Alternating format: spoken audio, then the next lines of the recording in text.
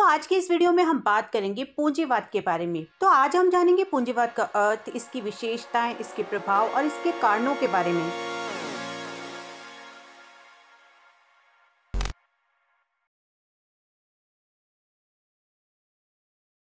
तो सबसे पहले तो हम ये जानेंगे कि पूंजीवाद क्या होता है। तो पूंजीवाद ऐसी राजनीतिक और आर्थिक व्यवस्था है जिसमें निजी संपत्ति और निजी लाभ की अवधारणा को मान्यता दी जाती है। ये सार्वजनिक क्षेत्र में विस्तार और आर्थिक गतिविधियों में सरकारी हस्तक्षेप का विरोध करती है। मतलब ये कि पूंजीवाद वो व्यवस्था है जिसमें उत्पादन के साधनों पर पूंजीपतियों का स्वामित्व होता है, फिर चाहे वो कितना भी उत्पादन कर सकते हैं, और उसका मूल्य नियंत्रण भी सरकार के हाथ में नहीं होता। बाजार में खुली प्रतिस्पर्धा होती है।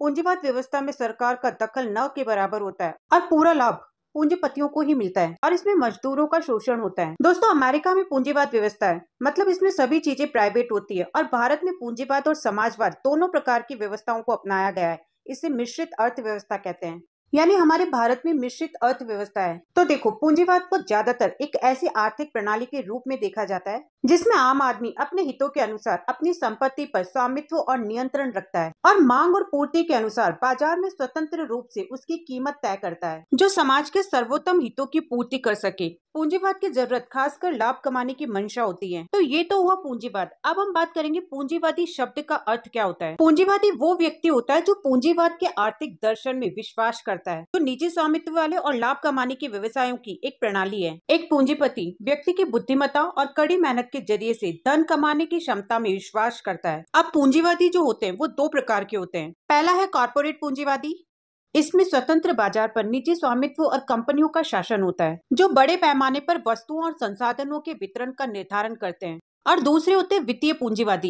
ये एक ऐसी प्रणाली होती है जिसमें अर्थव्यवस्था उसकी राजनीतिक और सामाजिक संरचनाओं के साथ उसके वित्तीय क्षेत्र द्वारा शासित होती है। तो पूंजीवाद का अर्थ 15वीं शताब्दी के अंत में विकसित होने वाली अर्थव्यवस्था को पूंजीवाद कहा जाता है। अब पूंजीवादी जो व्यवस्था होती है वो ज्यादा से ज्यादा लाभ कमाने के लिए बड़े पैमाने पर उत्पादन और उत्पादन के साधनों पर व्यक्तिगत स्वामित्व पर आधारित होती है, और पूंजीवादी अर्थव्यवस्था में उत्पादन पर उत्पादक का स्वामित्व नहीं होता,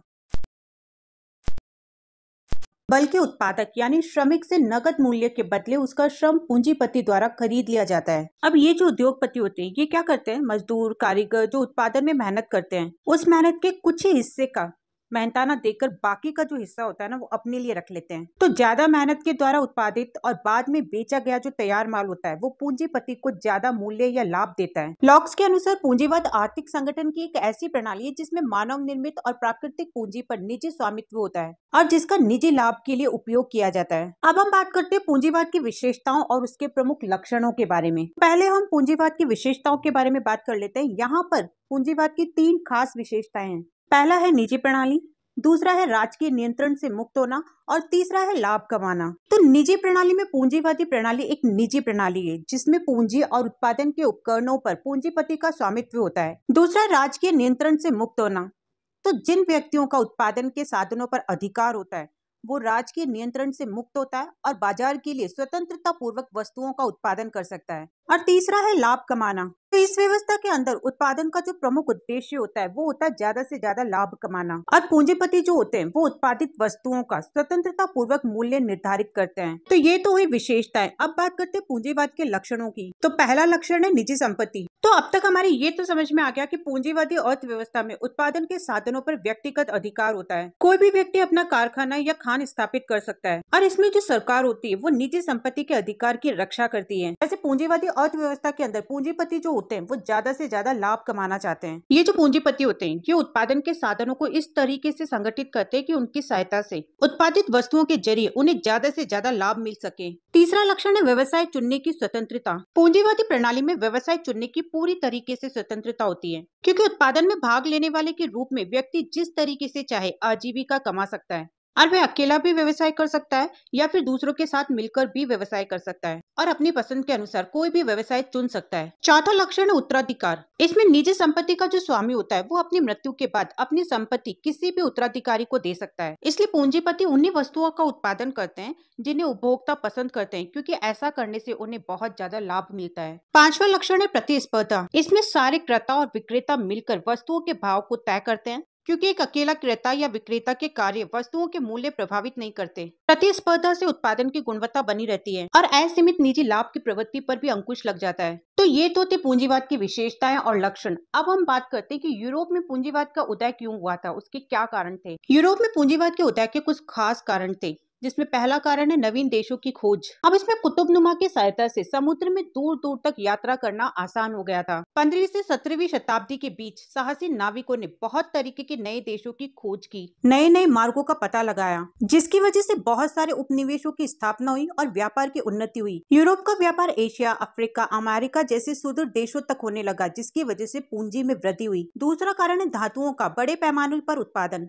लोहा, सोना, चांदी जैसे धातुओं के उत्पादन से भी पूंजीवाद को प्रोत्साहन मिला। अमेरिका के खानों से बहुत सारा सोना चांदी यूरोप में आने लगा और इन्हीं धातुओं की उपलब्धता के कारण बड़े पैमाने पर सिक्कों का प्रचलन शुरू हुआ। इससे पर्याप्त मात्रा में धन इकट्ठा होने लगा और धन संपत्ति की प्रचुरता ने औद्योगिक विकास को प्रोत्साहन किया। इस कारण भी पूंजीवाद का उदय हुआ। तीसरा कारण है बैंकिंग प्रणाली। व्यापारियों ने व्यापार की सुविधा के लिए आधुनिक ढंग से बैंकों की स्थापना की और साख प्रथा चलाई, जिससे व्यवसाय के विकास के कारण लेन देन का ज्यादातर भाग बैंक साख से होने लगा। व्यापारियों ने अपनी साख और प्रतिष्ठा के बल पर जनता से ब्याज पर धन जमा करना शुरू किया। 15वीं शताब्दी में फ्लोरेंस के मेडिसी परिवार ने पहली बार बैंकिंग गाली की स्थापना की। फिर इसके बाद यूरोप के बहुत सारे नगरों में मेडिस बैंकों की स्थापना हुई और फिर बैंक अपने यहाँ जमा धन को दूसरे व्यवसायों को उधार देकर पूंजीवाद को बढ़ाने में सहायक हुए। चौथा कारण है संयुक्त पूंजी कंपनी। अब जब अंतर्राष्ट्रीय व्यापार शुरू हुआ, तब व्यापार के तरीकों में बदलाव करना भी जरूरी हो गया, क्योंकि अब एक दो व्यक्तियों के द्वारा अलग अलग व्यक्तिगत रूप से व्यापार करना आसान नहीं था, क्योंकि एक तो दूर के देशों में जाने के लिए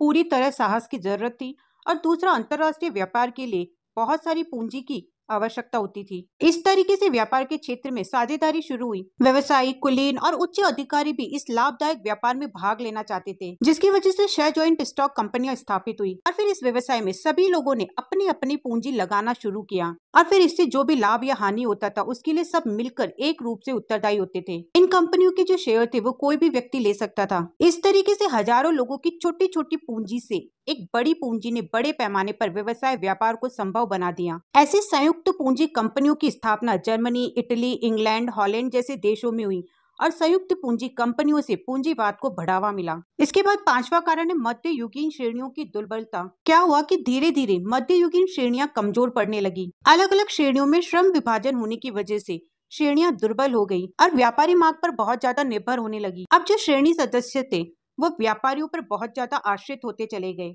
अब जब व्यापारियों ने मौके पर ही उत्पादन की देख रेख करना शुरू कर दिया, तो कारीगरों की व्यापारिक वर्ग पर निर्भरता बढ़ गई, जिसकी वजह से पूंजीवाद को बढ़ावा मिला। छठा कारण है उन्नत उपकरण। उन्नत उपकरणों ने भी पूंजीवाद को प्रोत्साहन दिया। उन्नत उपकरणों की वजह से उत्पादन ज्यादा होने लगा। विनिर्माणशाला के शिल्पी उपकरणों की सहायता से अधिक उत्पादन करने लगे, क्योंकि इस समय यूरोप में विनिर्माणशालाओं की संख्या में भारी वृद्धि हुई और दूसरी ओर प्रतिद्वंदी लोग कम लाभ पर श्रेष्ठ सामान बनाने की कोशिश करने लगे। इसलिए इस कारण से भी पूंजीवाद का विकास संभव हुआ। और सातवां कारण है बीमा प्रणाली। इन कारणों से पूंजीवाद का विकास तो हो गया, लेकिन इसके क्या क्या प्रभाव पड़े, अब वो देखते हैं। पहला प्रभाव है सामाजिक प्रभाव। सामाजिक प्रभाव में नए वर्गों का उदय हुआ और दास प्रथा को प्रोत्साहन मिला। नए वर्गों में दो वर्गों का उदय हुआ, पूंजीपति और सर्वहारा वर्ग यानी मजदूर और किसानों का उदय हुआ। और दूसरा, पूंजीवादी व्यवस्था ने दास प्रथा को प्रोत्साहन दिया।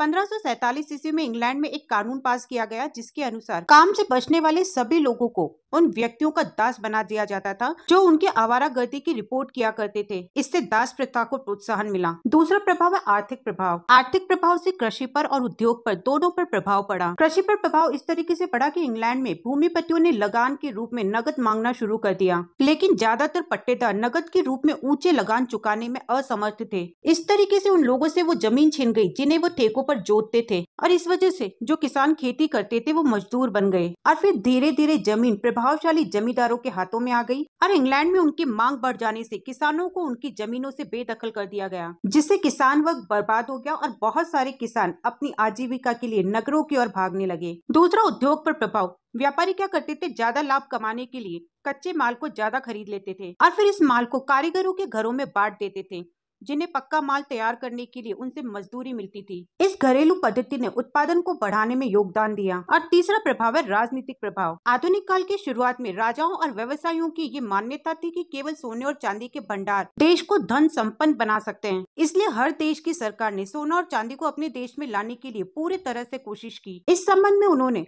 ज्यादा निर्यात और कम आयात, स्वदेशी उद्योगों को प्रोत्साहन और उपनिवेश प्राप्ति के सिद्धांतों पर बल दिया। पूंजीपतियों ने वाणिज्यवाद का समर्थन किया और सामंतों की शक्ति और विदेशी प्रतिद्वंदिता का दमन करने में राजाओं को सहयोग देना शुरू किया।